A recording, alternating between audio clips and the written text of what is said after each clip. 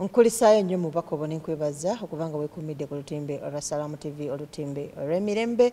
Mbeebaza nnyo abatugoberera ku Salaamu Charity mu mizigiri gye tugenda Salaamu Baraza abajja mu mizigiri gye tukyalamu ne mujja abangi ennyo mwebale nnyo mwebalire ddala naye tuzimba emizigiti waliwo nakaloko project emizigiti nayo mu kitundu kyo tujja kujja tuzimbe naye bwe tuba tukubye omulanga akanamba kukolaba wansi kwotuteera ssente ezisobola okusupportinga project za Salaamu TV ezammwe eyo mu byalo byammwe kino TV yammwe mwena ensi yonna teekako kyonna ky'olina nawe Allah ajja kutereereza embeera y'obulamu obwo nti eno akawunti yo jaggisangayo mu ggulu so tukwebaza nti weebale nnyo weebale ddala ng'omulabi wa Salaamu TV ng'ate oteekayo olina nekyoyongerako etaffaali ku nnyumba za Allah tukusabira katugende mu maaso n'omukyala Shamim tutunuulira enkoza ey'omwana nti abaana b'ensangi zino oba abaana b'ennaku zino oyinza okugamba nti oba tuliriddawa oba abantu abazadde balagawa oyinza okugamba nti omwana yeezaala ne bateekaawo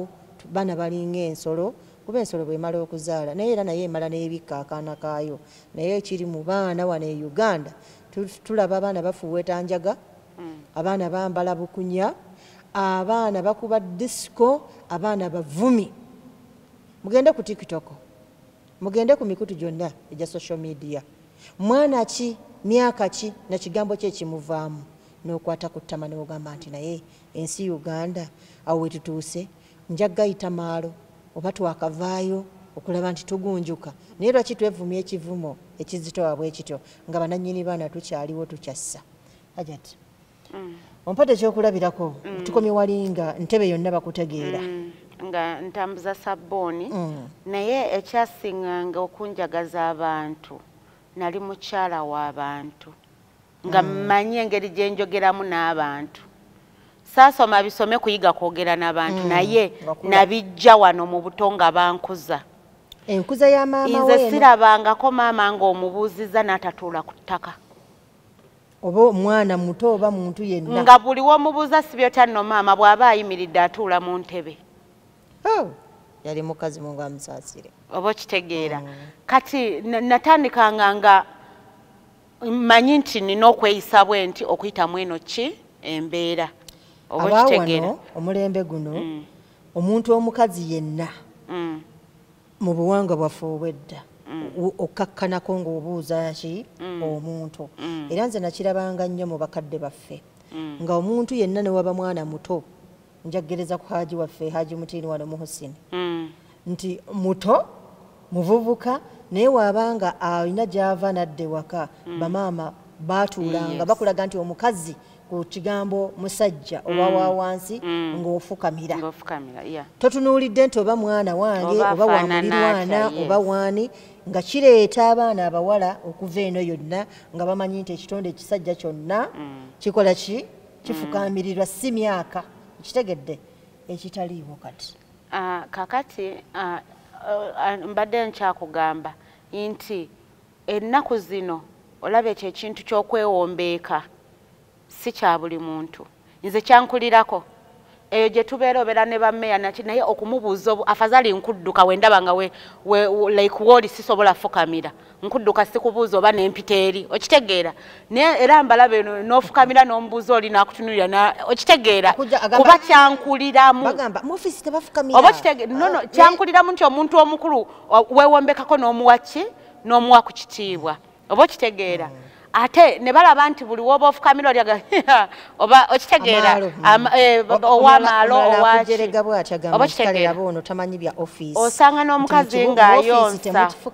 nogamba okitegeera okubeera mu office kino kijjako n'ekitiibwa kyekyali ate mu office wewasinga okuzitowa wakuba omusanga alina ekifo mwakoze eki mwatudde nga wakyabuvunaanyizibwa kati ennaku zino osanga n'omukazi ng'ayonsa mwana naye nga like ayimiridde oluusi ayonsa atambula oluusi bw'aba atudde oba okitegeera omwana tamuwa budde kati ekyo omwana onayonka okitegeera nti saakirabako at one moment waliwo neighbor yali azadde omwana naye neighbor ono yazaala tender age maama amusanga be yamusanga yali atudde naye okutuula atudde nagalaale okitegeera teyewombese mama namukwata namukuba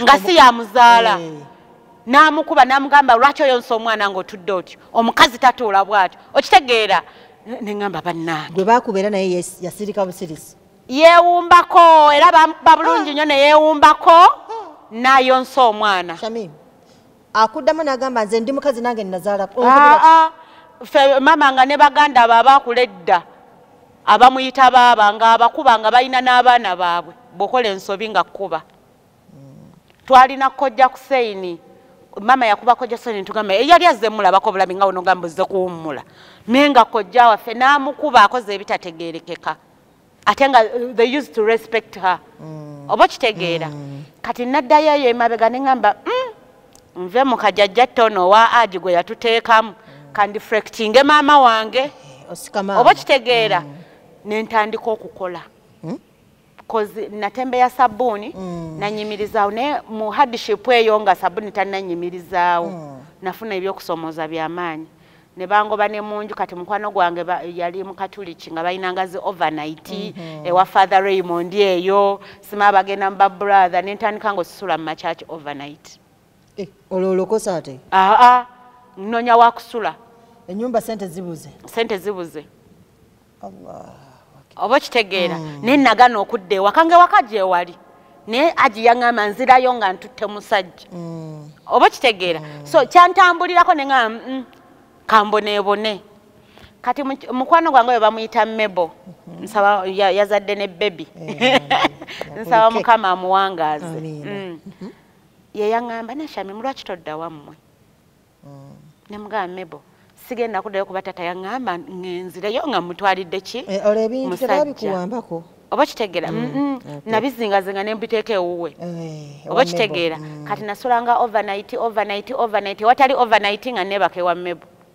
naye saayagala nga mukaluubiriza oba kitegeera ne ntunda sabbuuni ne nfuna akasente ne nfuna ki wempangisa ewalala naye nga tozeeyo waddadi nasizeeyo waka kati yaŋŋamba kale genda omubuuzeeko bubuuza oba kitegeera nemugamba Mebo kati era ngende watata nga sina kyemutwalidde at this age atambuuze oba kitegeera at this age buli omu abaana abato bamutunuulidde abakulu bamutunuulidde nange mutunuulire abeere nga gwe yataasomesa okitegeera kati ngekyo kimbeeramu nnyo naŋŋamba nedda genda omubuuza muzadde aba muzadde all the time kati nenzira ewaka bwe naddayo ewaka nze okutunuulira aji nakababukabi nga sirina kyendeese sirina sukaali actually yeyampa ne transport ndowooza olaba obukulu bw'omwana oba kitegeera sirina sukaali sirina kine ŋŋamba kanzireyo kasitaayina nenzirayo kati awo mukuddayo nenkola fresh okukomawo ewaka yes yampa emitwalo gyali 75 nga nsiibula nempangisaako ennyumba awo nentandika buto ate saamunyumiza byempitamu yakulaba bambi kyovudola bagamba saamunyumiza naye yamala era nankubira simu nanga lwaki wobeera mu buzibu toŋŋamba naye nga kiri oŋŋambanga yes oba kitegeera kati awo nentandika okukola ki okomawo so lwaki njogera bwe nti abazadde teri lunaku lwe tuli babazungu tetubali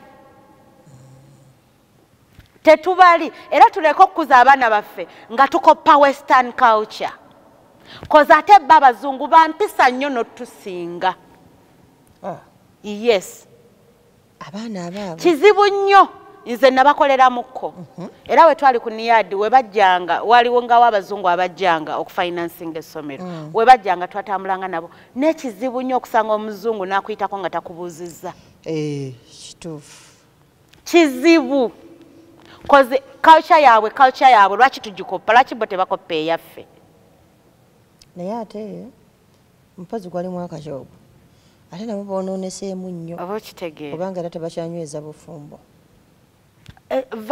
va ku bufumbo buno kozi bo baakulanga oba oli awo si yekkowa yaabwe oba okitegeera neffe tulina culture gye twakuliramu oba kitegeera tulina culture gye twakuliramu bajjajjaffe gye baatukulizaamu ogambye twalimanga nga togenda ku ssomero nga tokoze ekitolimye naye kati essaawa zino buli kimu kyagula ne mukyalo emmere tekyaliyo because tulageyizza twagala okubeera kye tutali oba kitegeera Yes.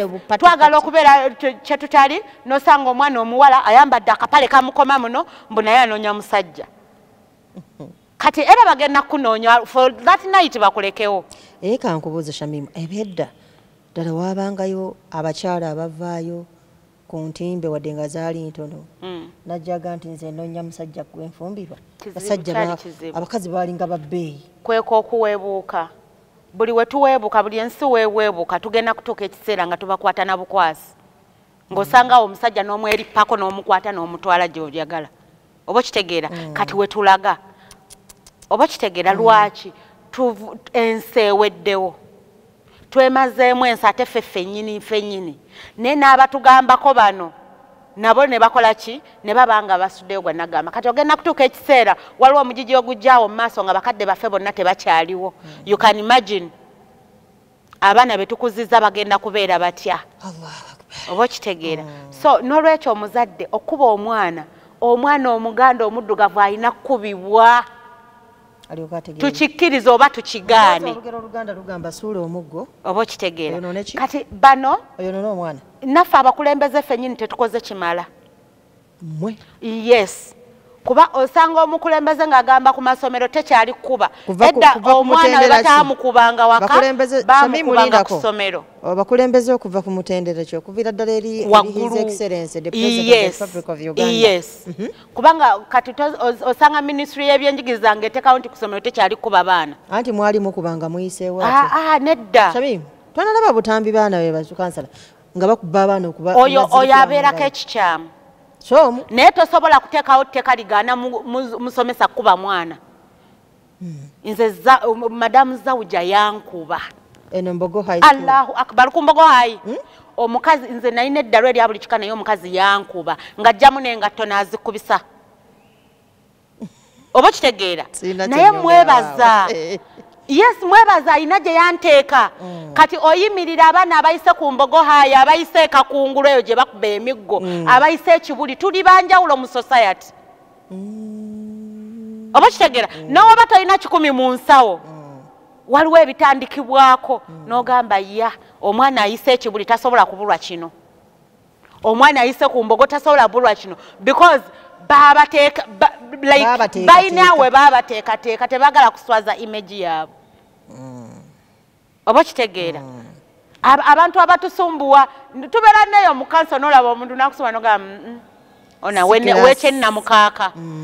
Oba kitegeera wano eyayita ku Mbogo tafaanagana takyasobola kufaanana bw'atyo. Oba kitegeera amasomero oli mu gatunda wa kakati nosanga mbadde ngezaako bugeza nti byonna bye tuyitamu obugagga tebujja nti bugenda kujja nti bannange Katonda alese sente ziizino oba oyimirire ekiro saawa 9 osabe Allah akuwe sente ziizo nedda nga bw'oyimirire olina okuteekamu amaanyi omukisa wagenda okublessing okufuna sente ezo. Oba kitegeera naye ate era sente tezigenda kujja mu bano bangala omunani be mutuleetera be mukuza. Teri agenda kuwa mwana w'omulimu aguwangaaleko ng'omukuziza tagambwako. Ffe twalina ne boss eyatukubanga engo omukola nokola ebitajja this is my money. Oba kitegeera you losing my like nateekawo ozokola omulimu gwange naye ogusaanyaawo ogutta ng'akuyombesa abula okukuba olusi n'akuteekamu empi nga agenda eyo ye chance gy'akuwadde okusigala ku mulimu gwe kukuba kuba naawe oba ogwagala.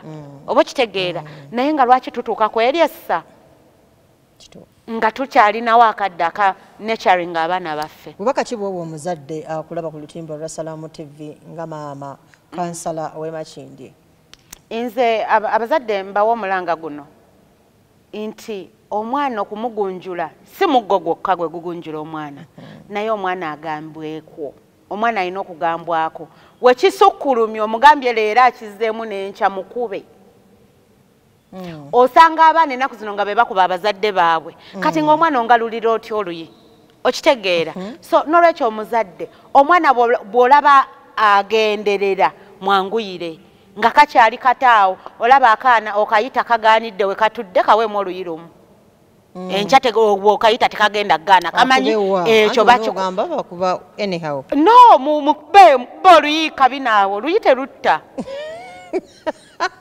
Fenga batukuba. Omulungi ndaba kansala Shamimu omulaba ku lutimbe olwa Salamu TV. Kati kyenkugamba nti bw'oyita omwana bw'akwata omuggo n'agukukuba gukwata omukubira ddala omulage nti omuggo guluma. Shamimu tata we yali akubyeko. Tatange yankubako omulundi gumu. Lwaki gumu? Yankubako omulundi gumu tata tatera kukuba. Ne wali totegeera byokola. Yali simukubi. Nali ntegeera. Yankubako omulundi gumu. Era walabanga kyali kibi. Actually, let me even give this message. Bw'aba mpulira. Oba kitegeera nti taata engeri gye yatukuzaamu singa nakulira wewe kasinga siri oba singa nina ekyejo kingi kuba kati nakyera nkirina. Oba kitegeera. Olunaku taata lwe yankuba nakaaba yankuba ndowooza bwali obuggo buna. Kamu 2 3 buna. Nakaaba nembeera nga gwe basse. Ate nga mama gye yakukubanga emabega. Ate nga mama gye yankubanga gyali mizibu. N'osirika nga tokaaba naye nga ani gw'olekaanira. Ngosiga ate toli kuzira mmere nga bakkubye naye watata twagiziranga. Kaakati engeri tata gye yatukuzaamu yankubako omulundi gumu nali mu senior 4. Nali mu senior 4. Kati nali sagala kulaga baana nti ewaffe batufuga nnyo. Twali tugenda mu ndongo. Oba kitegeera yes. Kati nga baga waliyo simayani eyayimbye kivulu kyani. Kati nga nange mbaka ffenaffe ofulumira w'oyagala. Kumbe si byakufulumira w'okola ki nembuke. Mu kaseera ako bidongo bali babiyita bati abikiri disco. Danke. Tugenda mu danke. Kaakati mbuka ekisenge ngenda bwe nakomawo namusanga atudde. Taata nga waali yakebedde ku buliri amanyi toliyo. Alabika teyakeberayo. Kubanga kyali kizibu namusanga yatudde dda saawa ziringa 11 mbuka nkomawo ngenda okugwa mu nju bwe bati mu kikomera nsanga yatudde dda kafoomu afulumye. Okutuula okwo kwali ate era yali tagenda kunkuba simanyi oba yali azuukuse buzuukusi. Yali tagenda kunkuba naye maama ye yakola ki ye yamuwaliriza okunkuba. Kati oyo wuuyo n'abalala bajja mugoberera. Oba kitegeera atandikiriza olwo bw'ota omukuba biki kati maama ye yateekawo embeera. Oba kitegeera naye nga bw'amala okukuba ate akuze bali nakuwaayo kasente oleme munyiigira. Kitegeera so eyo embeera weekanga nga bwe bataba abaana nga bakulidde emikono ebiri otuuka nga olina okigwamu ng'omwana akuze naye ng'akyatunuulidde ggwe koze ensi emulemye. Oba kitegeera tayimu egenda kutuuka abaana bakukyawe. Oba kitegeera lwaki bakukyawa balaba tobawa kozi wabamanyiza obbawa. Kozi waliwo ejiwe kati essaawa zino tosobola kungamba nti taata wange gwe nina okutunuulira. Shamimu afedde kampweddeko wa obubaka bw'obusembayo eri omulungi akulaba ku lutimbe lwa Salamu TV tusiibule. Obubaka bwange obusembayo nsaba bazadde bannange bakyala bannange abazadde abazaala abaana. Si bawala bokka si balenzi ffenna tuzaala abaana. You treat them equally. Abaana mubagunjule. Okugunjula omwana si kumubonyaabonya naye tugunjule mu ngeri entuufu. Si bino bye tulaba kwokya amazzi awo oba togunjudde awo oba obonyaabonyeza nekubira omulanga gavumenti. Mutuyambe bannange. Mu promoting the girl child ne boy child mugirese mabega.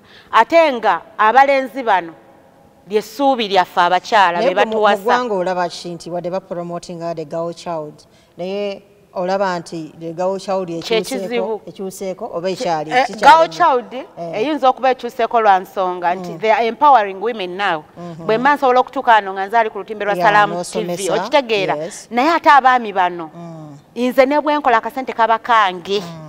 Oba kitegeera naye omwami bw'akakola kaba kange n'omwana n'omulala. Oba kitegeera tufube nnyo okwempaawalinga abasajja bano tubabuulirire amaka gasobole okutereera. Tewali kyonoonye maka nga buta empaawalinga abasajja. Omulungi ndaba ku lutimbe lwa Salamu TV bwetutyo bwe tubadde mu kaseera kano n'omukyala bamuyita Shamimu Nassali kansala w'e Makindye nga tutunuulira enkuza ey'abaana. Omuzadde nkugamba nti woobudde abaana bo oyinza obutakuba kisinziira ku mwana we engeri gye yakuzibwamu n'endwadde zibatambuliramu naye ekikulu kiri nti faayo nnyo eri omwana wo mutekeko eriisa ejjogi enkagavula nnyingi nnyo si muggo waliwo okulaga awo ebibonerezo ebirala nga nabyo bimutoshalinga oyinza omuga nti oyinza otunda omwana wo nti ayagala nnyo okulya enkoko n'ogigula n'ogamba nti eggulo tewanaabye enkoko eno egenda kuliibwa bakoze eki banaabe ayagala okugirya agenda akole ki anaabe oba takola mirimu n'ogamba nti kakati maliriza omulimu guno bw'onoomala ojja olabe ki ovuga akagaali bw'olaba nga akaagala nnyo n'obugambo obwo omulungi andaba ku lutimbe lwa Salamu TV katubaagalize olunaku olulungi atakumira mpeera kunkummire Mami Ismail nga bulijjo Asiya Musana ge gange assalamu alaikum warahmatullahi wabarakatuh mweraba